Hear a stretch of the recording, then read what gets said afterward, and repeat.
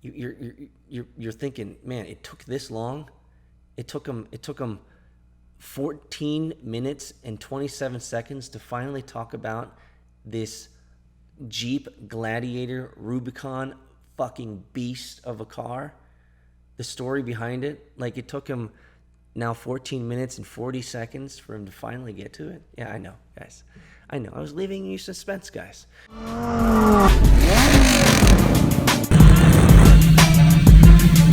I've built many startups. Most of them have failed. And so Bitcoin is exactly the place that I like to be. We're going to end it right there.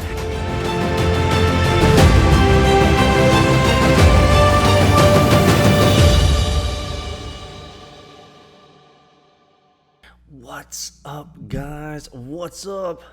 What's going on? I am hype. I look tired, and frankly, I am tired, and the reason is because I just finished an entire day of karting. Yes, that's right. An entire day of karting with my son in the cold rain. In the cold rain. So let me just tell you about my day first. How about that? How about I put away the notes hereby and just tell you about my day. If you're interested, only if you're interested. But I had a great day, guys. I had a great day karting with my son in the fucking cold rain. You know,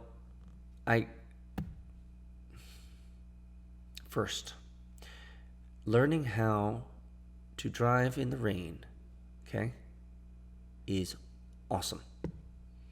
Is awesome. You learn car control. You learn how to learn how to put on the gas at the right time. You learn more about this idea of smooth aggression when it comes to racing. It was great. You know, it was one of the things that just really brought me alive today. You want to know? What really brought me alive is that and I'll show some video of this maybe in the future, is that when I was following my son's line, and this is where the rain's pouring down, there's puddles, there's fully wet areas. I mean, it is just brutal, right? And you'll see in the video, like, when he cuts in front of me, the water coming off of his tires just going right into my face, right into that. It's just. Here's the point. Twice when I was trying to follow his line, I spun out. Appa spun out, man. I spun out. I couldn't keep up with my little boy, my 6.5-year-old son. I couldn't keep up with him. I mean, you know, there's physics involved here, and these types of things, but I mean, he hit the lines so hard, and I was like, I don't know, I can't go that fast down. I can't go that fast around these corners. I can't do it. Does that make me an old man? Have I lost the edge, guys? Is that what I've lost? What do I want to talk with you guys about today? I am super hype. I am super excited. Not just only because I had a great day with my son karting in the cold fucking wet, but I loved every moment of it. It's fascinating I can hold these two seemingly sounding contradictory things in complete balance and tension at the same time, and be true and be absolutely truthful in both regards. We are finished, guys. We are done with the things you didn't learn in school project. Now, many of you guys might be like, wait, what? I didn't even know this. I thought this was just your thing. Right? I think this is going to continue. No, you guys. Many of you guys who've been tracking with me for 2-3+ years now, you guys know that everything's a project, and we move on. And we try new things. And so this was a very powerful project that I had planned out, and I am super happy to say that I'm finally completed with. So let me tell you what the Things You Didn't Learn in School podcast project was all about. I wanted to write another book. So I've written a couple books. You can look me up, Amazon. The Agile Pocket Guide is one that's published by John Wiley and Sons. And I've wanted to write another book. And I had already written out tons and tons of sticky notes on a book on decentralization and the value of decentralization and how we can take from the ideas of decentralization, the philosophies of decentralization, and how we can utilize those for greater advancement and greater building of projects, of systems, of governance, I can show you.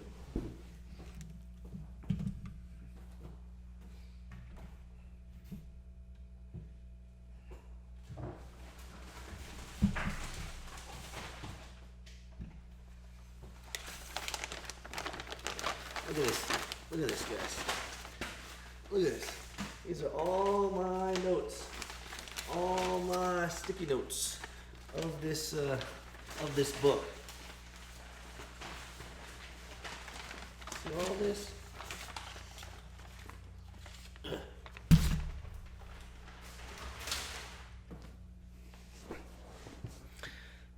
So what I just showed you right there, is how many we got on each page? Like 100 sticky notes, more of all of the things that I needed to write down or write about in this book of decentralization. And you might say, well, damn, man, that's a lot of great ideas. And, well, there's a lot of stickies there, let's put it that way. Doesn't mean there's all great ideas. But anyway,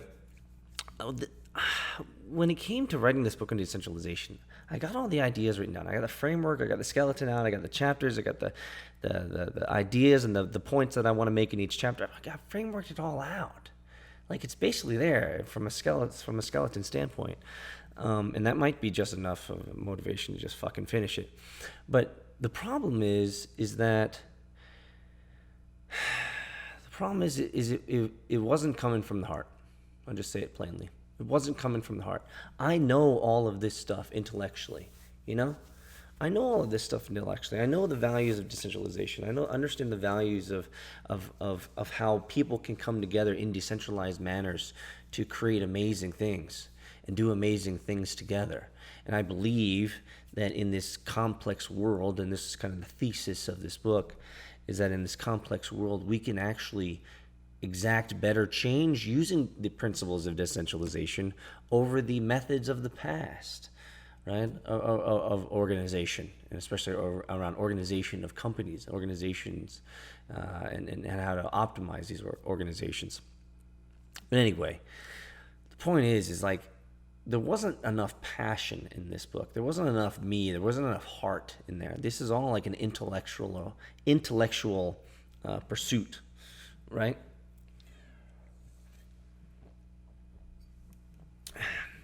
And so I didn't want to do that, but I still wanted to write this book. And so I decided that I wanted to do a book on 101 things that you didn't learn in school.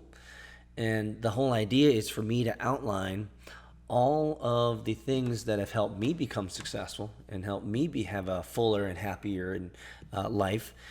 And I wanted to create chapters around each of those and the kind of the principles and the lessons. And I wanted to write this book, 101 things that you didn't learn in school. Now, what I found is that after, and some of you guys remember on Yen, when I posted all the sticky notes out, they're all over here. That was my sticky noting it all out. And I created about 120, 130 or so. But as I began executing against these chapters and against these chapters, I found that I didn't have 101 lessons of life that you didn't learn in school, and so there was, and what I really mean by that is that there was just too many ideas that were just too close together and too nuanced, and were only separated by maybe a vague context or difference in context. And so I began combining them. And what I ended up coming up with is about 52 53, and I kind of force fit a couple in there. And so what I ended up with is 50, which is a great number to end up with. And so I ended up with 50 chapters of 50 things that, from my experience, and this is just me, Peter, right? My experience, 50 things that I didn't learn in school, but were so important for my success, for the reasons for my success, that school didn't give to me at all, right?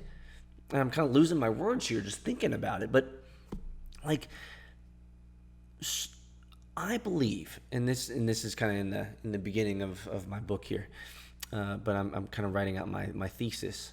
But it is essentially this: is that education is failing. Okay, it is failing. ING. It is a progressive thing. It is constantly failing and moving towards that negative trajectory of sorts. Right? School hasn't failed. It is failing all the time, and unfortunately, it just keeps getting worse. And I believe that I am in a position in which I can speak intelligently about this. And the reason is because I have a bachelor's degree and I have 3 master's degrees, and I have a fuck ton of professional certifications, like beyond count. Okay? I mean, I was certification king, guys. I could rack them up, and because I have a great memory. And I'm great with data. I can remember all data type stuff. So for me, passing tests, getting certifications, getting master's degrees, guys, I could do this, right? My wife also, master's, lawyer, right? We've been through enough education to understand and been behind those walls to know kind of the real deal of education. And if you've been behind those walls as long as I have, right, then it's not merely just as a consumer, a student. Like, you get to begin to see the culture. You get to see the inside culture of the educational system and these types of things, the cancer that is inside. And so I wanted to write a book that I believe, in terms of the way that the world is seeing education, the value to cost ratio of education today, I thought that this would be a timely topic to spend time on and create 50 lessons, 50 chapters of things that I didn't learn in school, that I don't think most people learn in school, that really are far more important than the memorization bullshit that you get in today's educational system. And so what's really neat about this is I did 50 videos. Now, there's more than 50 on this project timeline. I think I did 70 or so. But there's 50 that really align to 50 chapters. And so I've written out the chapters, and what's really cool about the chapters is that each chapter is going to have a video link, which is really cool. Because you can read the chapter, or you can get the podcast version, the 20-minute version of the chapter coming from moi. So I think that's really cool. So I'm going to be running this through a couple publishers, one publisher really. They have the first right of refusal. But if they don't like the idea, I might self-publish it, and it might be one of those things where you can buy it, if you guys want to buy it from me, or it could be one of those things that we can do in like a private group setting, maybe on yen.io, and so that could be part of the paid private group or something like that, kind of like Patreon. So I'm still trying to think about how that's going to go down. But really excited, guys, that this project has ended, and that I've written at least the framework and the chapters, essentially the framework and the skeleton of the chapters, and I've already done all 50 of those videos. So the videos are done, which is really cool. So I hope you guys have enjoyed that. Thanks so much, by the way, for those who have hung out and enjoyed what I've shared. I will never say that what I've shared is correct or right for you or for anyone. But really, it's an opportunity for me to share my heart and my perspective on this life, which I don't have a broad perspective of life considering how young I am. But I've seen some shit, and I've done some shit, and I think that shit matters. And so I hope you guys enjoyed it. Let me know in the comments if you didn't, or if I was wrong, or whatever. Leave a comment below on all of the stuff I'm talking about. So what's going to happen next? That's the question. You're thinking, man, it took this long. It took them 14 minutes and 27 seconds to finally talk about this Jeep Gladiator Rubicon fucking beast of a car. The story behind it, like it took him now 14 minutes and 40 seconds for him to finally get to it. Yeah, I know, guys. I know. I was leaving you suspense, guys. So this is, by the way, this is day 2 of ownership. Not even. It's like 26 hours. I purchased this thing basically 24 hours ago. Yesterday. Evening. It's awesome, guys. I've already put over 100 miles on it. Driving it up to the racetrack and back, guys. But we yeah. So why do I have a 2020 awesome car? Awesome. I used to have a Jeep back in the day. So why do I have this awesome new ride? Because, guys, there's a new project happening. So many of you guys know that as I started into the crypto game and started doing cryptocurrency and building cryptocurrency apps, part of that was to get eyeballs. And one of the best things that I know is that you can use very, very powerful marketing opportunities to get eyeballs on your project, what you're doing, and so that you can be recognized in the market, right? This is just what marketing is all about, right? And so when it came to the crypto game, I had right there. Can't see it right now because whatever. I had the Lambo. We got the Bitcoin Lambo, right? The world's first Lamborghini Huracan, not the world's first Lamborghini, but the world's first Lamborghini Huracan, purchased with Bitcoin. And so that was a great marketing opportunity to get eyes on the projects and the different applications that I was building in the cryptocurrency world from my best estimation and some consultants' estimation in terms of reach. People have told me, and consultants have told me, that we've reached over 250 million, so like 250 to 300 million people have seen an article or a video or some sort of thing about the Bitcoin Lambo or Bitcoin and Lamborghinis and your boy Peter. So I think buying the Bitcoin Lamborghini was a great opportunity to tell the world about cryptocurrency, the validity of cryptocurrency, and to get eyes on the projects that we're building, right? The cool applications in crypto that we have the opportunity to build. So it was really cool. And what was even cooler is auctioning it off. Some of you guys were there for the auction off of the Bitcoin Lambo, which is now moved on to a new owner because we're trying something new, guys. Finally to the Rubicon. Cars are a reflection of what you're doing. At least for me, they are. And this Rubicon is like going on a safari. It's going on a new adventure. And with new adventure, with waters that you have never dipped your toe into, to lands you've never been to soil you've never set foot on, and to rocks that you might have to climb, you need better gear than a Lambo. You need this thing.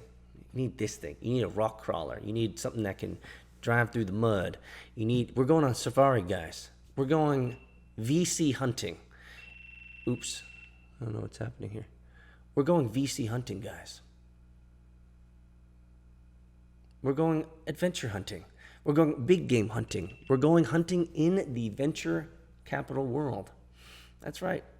And so my next project, guys, is VC hunting with me, Peter Saddington. I'm going to be interviewing venture capitalists and entrepreneurs in that world because I am so interested. So, I've been on the receiving end mostly. Let's be honest. I've been mostly on the receiving end when it comes to venture capital because I'm an entrepreneur. I'm in 0 to A, 0 to 1 type of builder. I love building new stuff. I love being the first person to do it. I love creating new things. And then I like handing them off to people who want to take it to the next level. That's just who I am. I'm an 0 to A, 0 to 1 entrepreneur. I love building new shit, right? And I've been on the receiving end of that funding. But I want to learn more about the other side. And the reason is because I love giving. I love giving. I love helping. The last 50 videos or 70 plus videos or so around things you didn't learn in school was certainly an opportunity for me to give of my heart and my soul, of what I think is important to help people succeed. And so I want to impact more. And I want to start investing not only my time, which I can do in podcast form and video form and these types of things, but I want to invest money. I want to invest my money. I want to go hunting and learning more about the other side of venture capital. And what better way than to interview some of the most successful venture capitalists and entrepreneurs in the world? And so I've been blessed as the receiving end to have such great contacts on the giving end. And so I'm going to be inviting them and their network, and maybe their extended network, is however far we can go, because I'm really excited about this. I want to learn as much as possible. And you guys know that I love learning new stuff. I'm just going to interview as many of these guys as I can and learn as much as I can so that I can begin deploying my capital into the world and impacting the world for greater good. And so this is really exciting for me. So we're done with the Lambo. Guys, you know I'm getting another one, right? I still have the race car. But you know, this is the safari time, guys. We're back on a search, right? We're going into unknown lands, right? This VC world. So I wanted to get something that would kind of symbolize. Yes, that's the word I'm looking for. Symbolize that, but also it's awesome because I get to use it with my son's karting. So double booyah, double win, guys, here.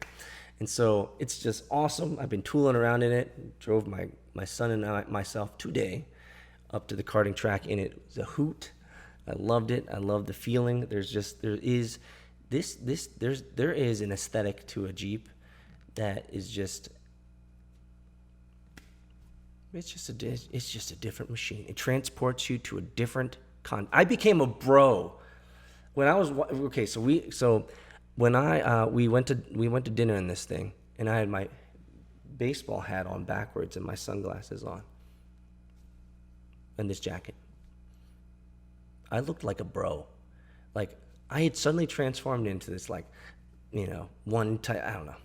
I looked like a bro. So I hope you guys are excited. I hope you guys are excited about this transformation. Oh, which, by the way, I have to show you. This is just the serendipity, guys. Last page of this moleskin on the day that I was finished this project. I mean, I go through these moleskins. I don't usually show you these things, but part of my opening up in my podcast was showing you guys that I do journal and I do take lots of notes. And I crush these moleskins. Look at this, guys. Finished this one. Can't see it.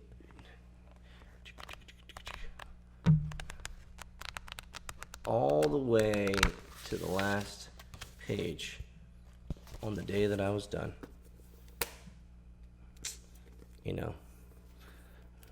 I don't plan these types of things, guys. This is beyond the calculus that I could create. This is like a sign, like Fight Club. Done. Chapter closed. I just need to put some polish on it. I need to polish up the book and create a cool web page or something like that. Or I guess if my publisher pick it up, then they'll do all that stuff. They'll just keep sending me edits for fucking months.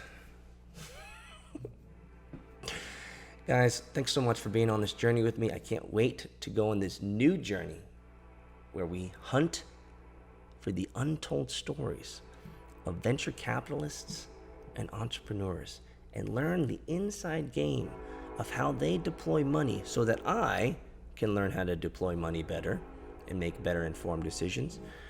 But so I can learn, which is just really what I care about. That's all I care about. I just care about learning, guys. You know that. Guys, like, subscribe, leave a comment. Let me know how you're doing.